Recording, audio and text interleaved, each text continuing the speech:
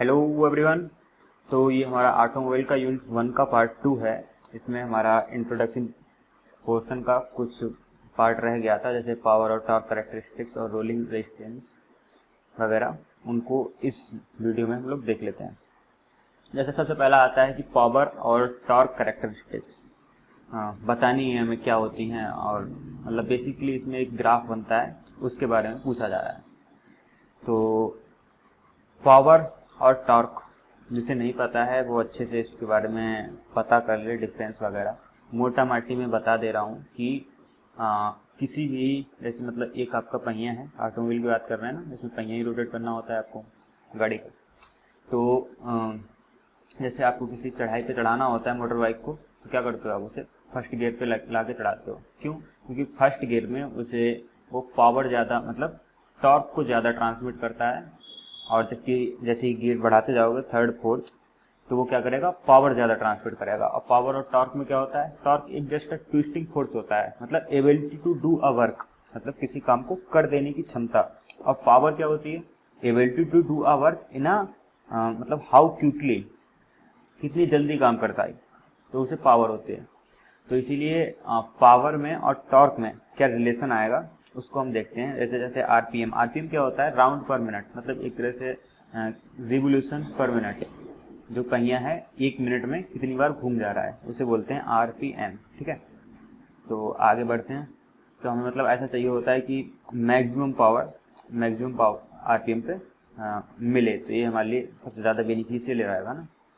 तो जो हमारा इंजन होता है उसमें पावर का और टॉर्क का जो ग्राफ आता है वो किस तरह से आता है।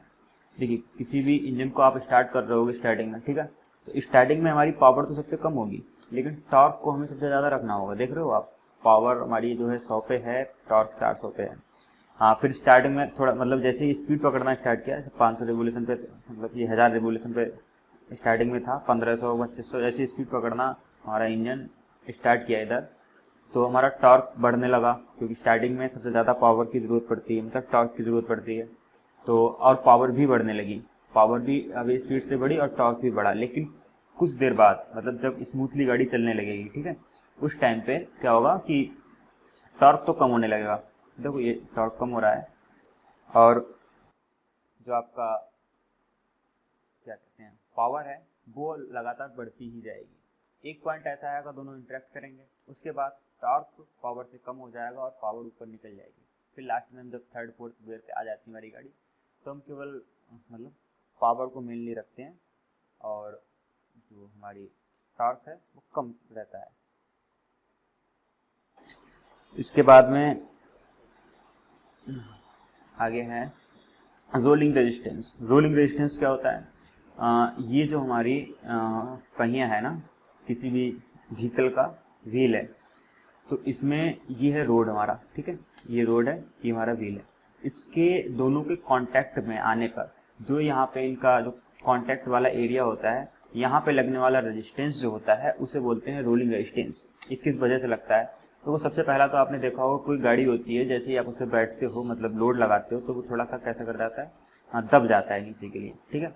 तो यहाँ पे जब दब जाता है, तो जब ये रोटेट होता है, तो यहाँ पे मतलब इलास्टिक, क्योंकि ये रबड़ का बना होता है, तो इलास्टिक फोर्स आते हैं, मतलब इलास्टिक डिफॉर्मेशन की वजह से यहाँ पे एक रेजिस्टेंस पैदा होता है। दूसरा, ठीक है, मेनली वजह यही होती है, ठीक है। अगर कुछ ऐसे केसेस हैं, जैसे कि ट्रेन का पहिया ले लिया आपने, तो आप बोलोगे कि इसमें तो रबड़ का कुछ होता ही नहीं है, और जो पटरी जो है दिखती भी एकदम स्मूथली है, और उसमें तो रोलिंग रेजिस्टेंस जैसी बात नहीं होनी चाहिए, जीरो रेजिस्टेंस होना चाहिए, लेकिन नहीं, ऐसा नहीं है। क्योंकि माइक्रोस्कोपिक लेवल पे जाओगे तो इसमें भी फ्रिक्शन की वजह से, ठीक है, कुछ खुरदरी होती है ना, ये फ्रिक्शन की वजह से भी रोलिंग रेजिस्टेंस पैदा होता है, लेकिन बहुत ही कम होता है। लेकिन अगर रबर का जो पहिया होता है हमारा, ठीक है, टायर वाला, उसमें रोलिंग रेजिस्टेंस काफ़ी ज़्यादा होता है, ठीक है, एक मतलब सिग्निफिकेंट अमाउंट का लोड पैदा करता है। और बस इतना ही था। ट्रैक्टिव एफर्ट, ट्रैक्टिव एफर्ट क्या होता है कि ये जो पहिया है, इसे समझ लो, ये आपका जो पहिया है, यहाँ पे जो जहाँ पे रोलिंग रेजिस्टेंस है ना, यहीं पे आपका जो भी सिस्टम होगा, जो भी मतलब इंजन जैसे भी आप इसे पावर दे रहे होगे, रोटेट कर रहे होगे, वो यहाँ पे कुछ ना कुछ शक्ति लगा रहा होगा, मतलब अपनी एनर्जी दे रहा होगा, उसकी वजह से रोटेट हो रहा होगा ना।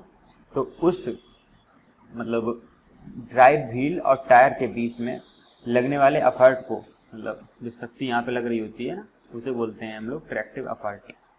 और ability to drive wheel to transmit this effort without slipping is known as traction. ये भी पूछा जा सकता है 1-2 नंबर में, बहुत अच्छा क्वेश्चन है, ठीक है, कि ट्रैक्शन क्या होता है। तो traction the ability to drive wheel to transmit this effort without slipping, मतलब हमने यहाँ पे कोई एफर्ट अपना दिया है इंजन से, ठीक है, ये जो पहिए को रोटेट कर रहा है।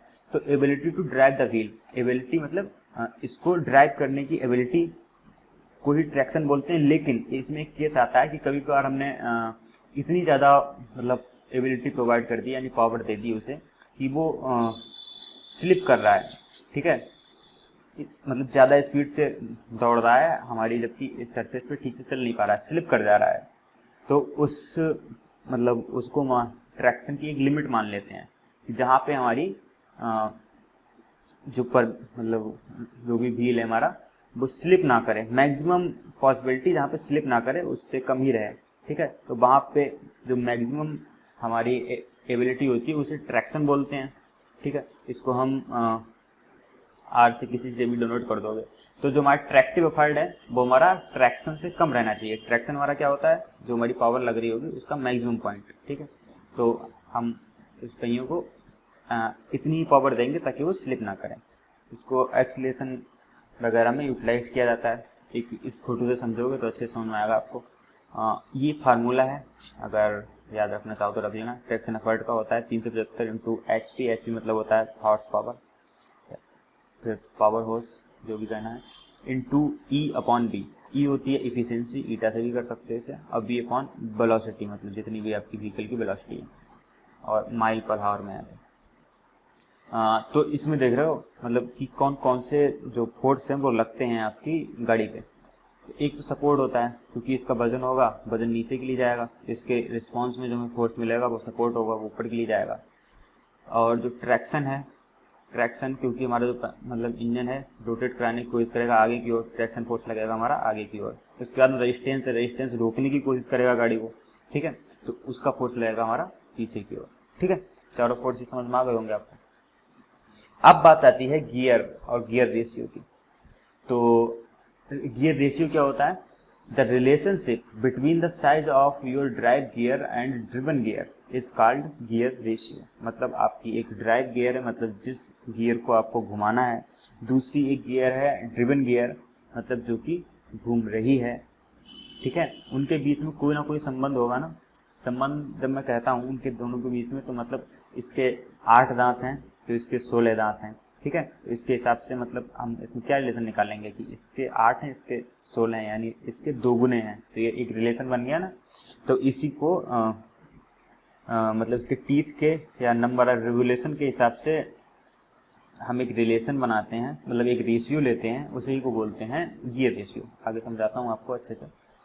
A gear ratio is a number of turn you driven gear must make in order to turn your driven gear once।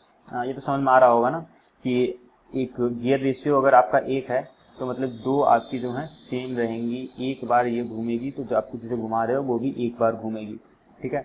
और अगर गियर रेशियो 2 है तो वो एक बार घूमेगी, उसे 2 बार घुमा देगी, यही इसमें दे रखा है। अगर गियर रेशियो 3/1 है तो the driving gear must 3 turn, तो मतलब जो घुमा रही है उसे 3 बार घूमना पड़ेगा, किसके लिए, जो ड्रिवन गियर है उसको एक बार घुमाने के लिए।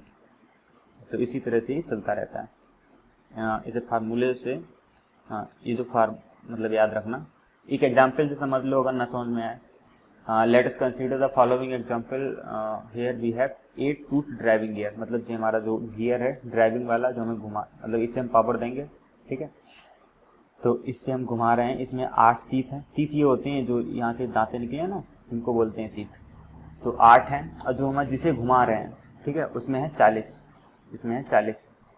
तो इनका जो गियर रेशियो होगा, मतलब पहली बात तो रेवोल्यूशन के हिसाब से समझ लो कि अगर ये 8 बार घूम जाएगा तब इसको एक बार, मतलब एक बार घुमा पाएगा पूरी तरह से, ठीक है।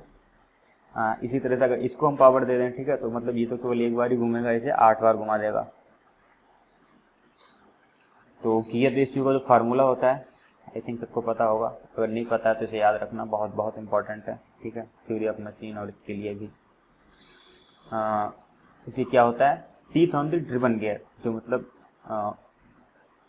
घूमेगी, ठीक है, और teeth on the driving gear, जो घुमा रही है। उन दोनों का रेशियो जो होता है वो गियर रेशियो होता है। ड्रिवन गियर मतलब ये जो घूमेगी, जिसे आपको घुमाना है, और ड्राइविंग गियर जिसको आप पावर देके घुमा रहे हो, ठीक है, उन दोनों का रेशियो, जो उसके दोनों के दांत गिन लेंगे और उनको रेशियो निकाल लेंगे, उसे पता चल जाएगा हमें कितना एक अंक आएगा, ये 5 है या 6 है, जो भी आएगा, कि मतलब एक रेवोल्यूशन घूमने के लिए उसे कितना बार घुमा देगी, ठीक है।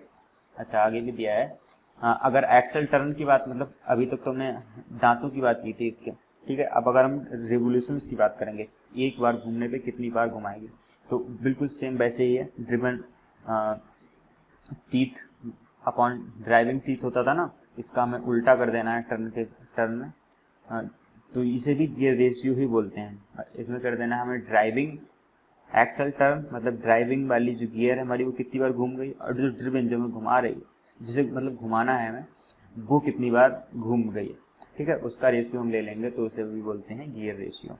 ओके, फॉर एग्जाम्पल, एक एग्जाम्पल भी दिया है, इसको भी देख लो, आई थिंक समझ में तो आ ही गया होगा, मैंने काफ़ी बार एक्सप्लेन कर दिया है।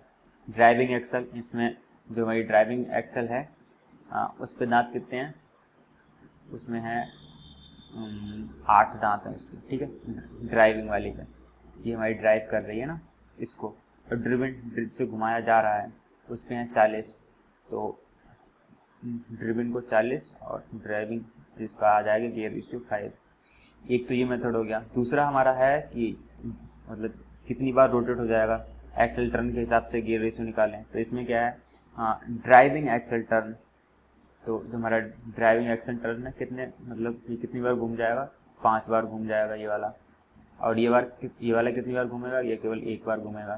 तो अगर इसको भी अगर वैसे रखें 5/1, ये भी 5 ही आंसर देगा। ओके,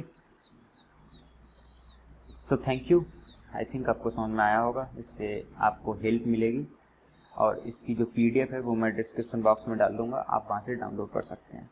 धन्यवाद।